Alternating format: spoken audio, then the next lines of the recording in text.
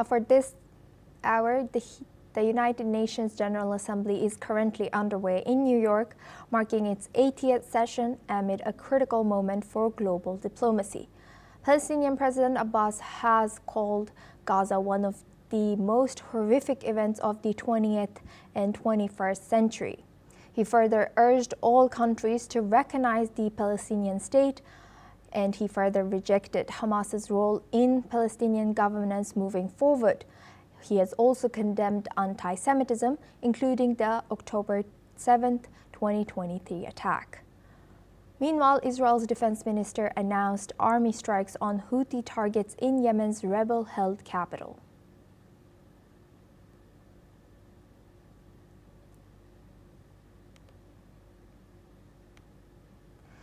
The United Nations General Assembly is currently underway in New York, marking its 80th session amid a critical moment for global diplomacy. Palestinian President Abbas has called Gaza one of the most horrific events of the 20th and 21st century. Now, for this discussion, we're joined by Dan Perry. He's a world affairs analyst, joins us live from Tel Aviv. Thank you very much, Dan, for joining us.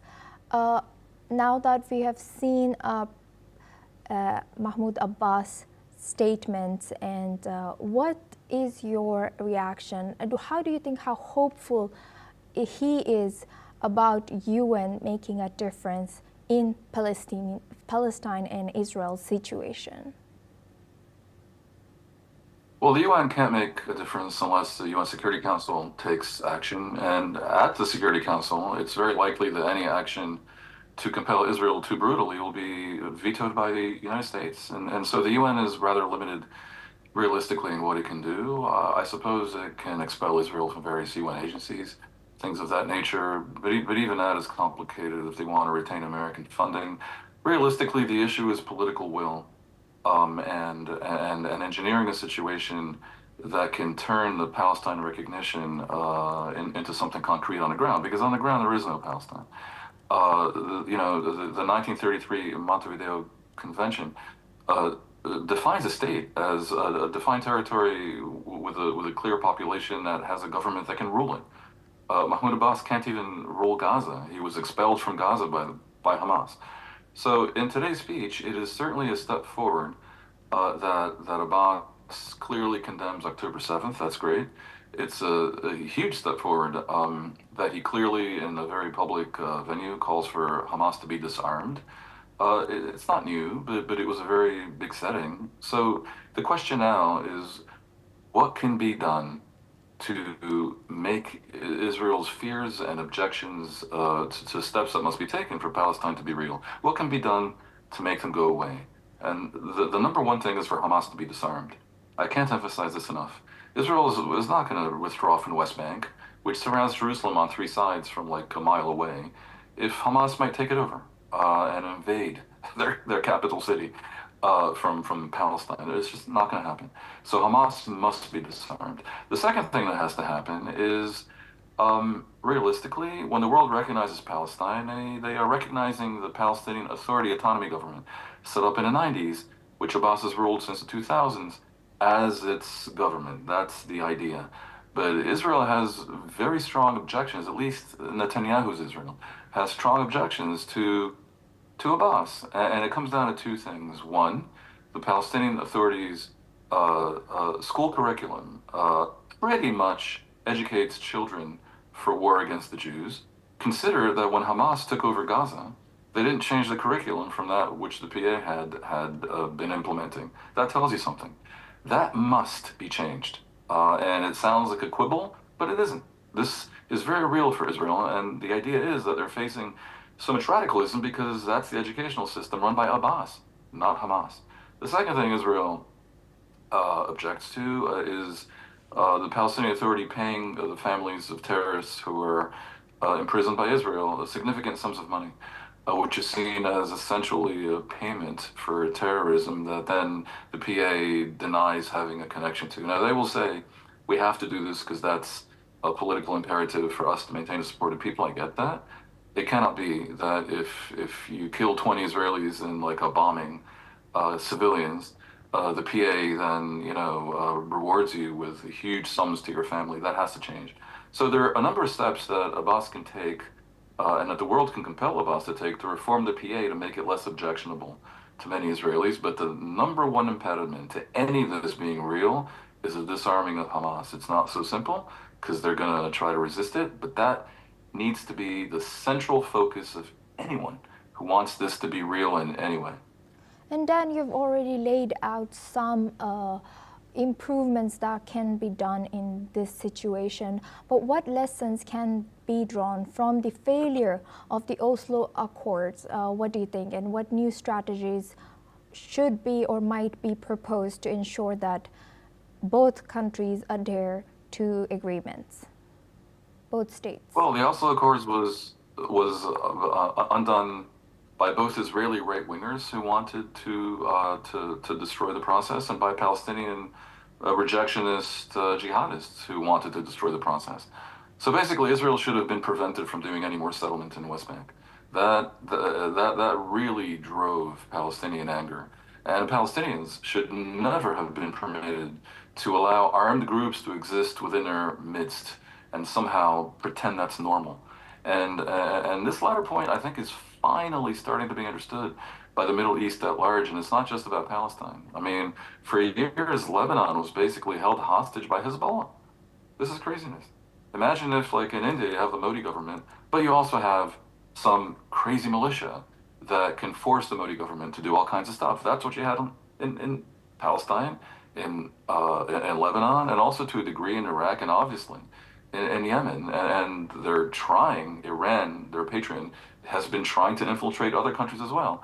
That allowing Hamas and Islamic Jihad to exist was a catastrophe.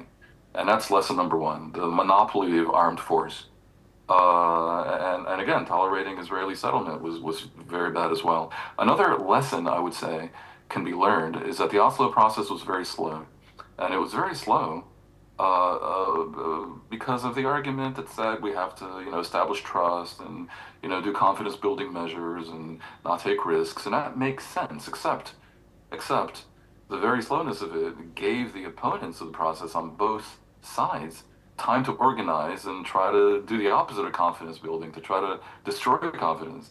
And that's what happened. I mean, Palestinians became increasingly radicalized and supporting jihadism and Hamas, also because of the corruption of the PA that manifested itself over this long term.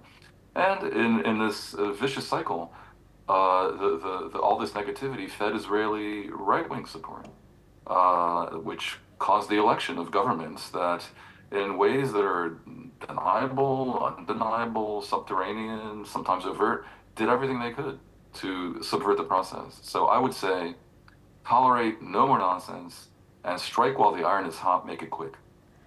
Right. With that in mind, I would like to also welcome our other guest, Ali Emma Bushbuck. Thank you, Ali, for joining us. We were just discussing about the statements made by the head of Palestine. And Ali, is there anyone else who can take over Palestine other than Hamas, other than Israel, if someone were to take and be ahead? Thank you so much for having me. The thing is, Israel doesn't want to enhance the Palestinian body to ruling the Palestinians authority and to ruling the Palestinians people. The thing is, in West Bank, the most mediating bodies for Palestinian authority, Israel trying to weakening this body and doesn't enhancing, and instead of strengthening this ruling and this government, it's weakening it, and instead also Hamas in Gaza. So the thing is, this is the question should be directing to the Israel. If you don't want Palestinian authority, if you don't want Hamas to ruling the Palestinian, then who will rule the Palestinian? Israel. We seem to be having some network issues with Ali, so we will go back to Dan. Dan, thank you for staying with us. Dan, I would like to ask the same question to you. Is there anyone else who can govern Palestine if it were to happen? That's a great, and you can look at it, you can break it down. Hamas cannot. Should have been illegitimate always. Hamas has spent all of its legitimacy capital on October 7th. They have proven themselves to be a disaster for the Palestinian people in particular.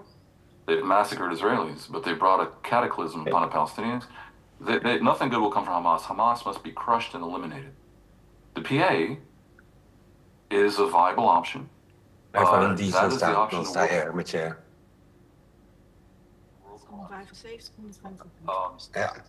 I heard some audio. There's some audio coming in. Yes. I'll ask my team to look at this. Okay. Now, yes, please continue, Dan. Thank you.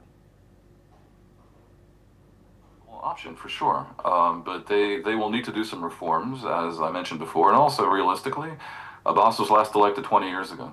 Now, they will probably need to achieve renewed democratic legitimacy. It's tricky because no one wants to take the risk that an election will somehow bring back jihadists. So maybe there's an aspect there that's undemocratic.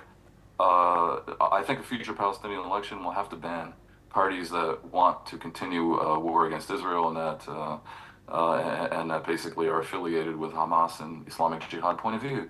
Alternatives to those two are few and far between. Israel fantasizes, not Israel, Netanyahu's Israel, which I have to emphasize is unstrategic and somewhat clueless. But Netanyahu's Israel fantasizes about local chieftains, tribes, clan heads ruling the different Palestinian enclaves. I don't think that's going to work, and that's going to be ruled by little mafias. So I rule that out. The PA is better.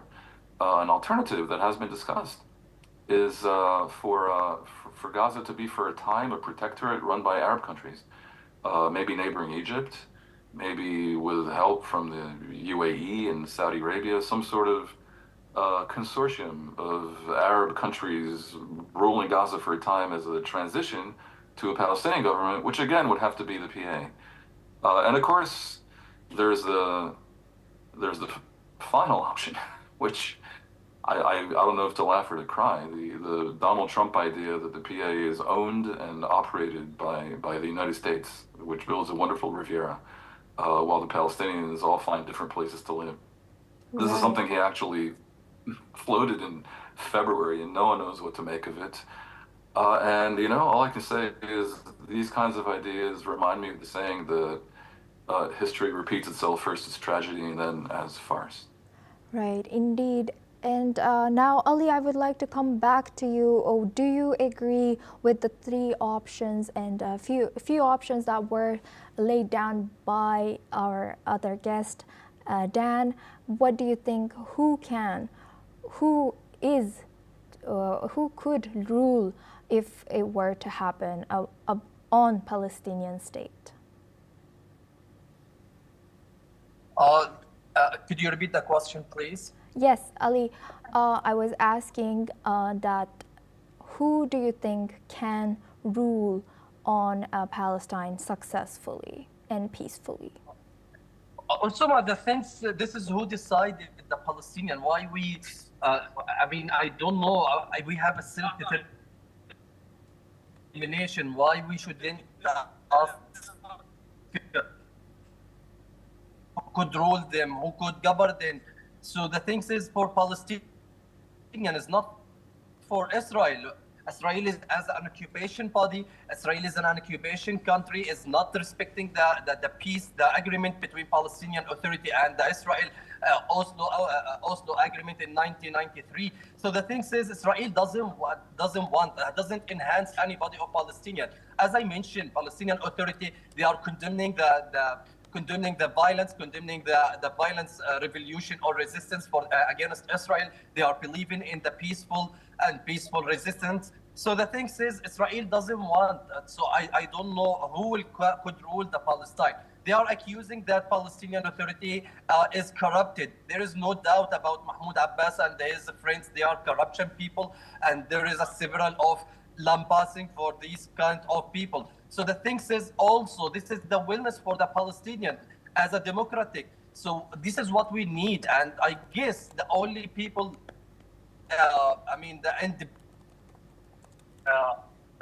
ruling Palestine, only Palestinian could, identifying them or selecting them by the election and democratic election. This is what we want. In 2020, 2021, Palestinian was going through the new election, parliament election, and president election. But unfortunately, Israel doesn't allow for the Palestinian for voting in Jerusalem, in East Jerusalem, as a part of Palestinian Authority and territories. So that was a significant barriers for the Palestinian to running the election, democratic election.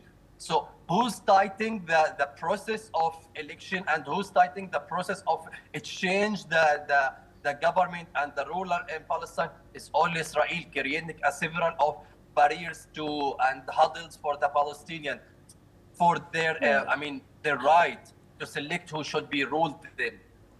Thank you. Thank you very much to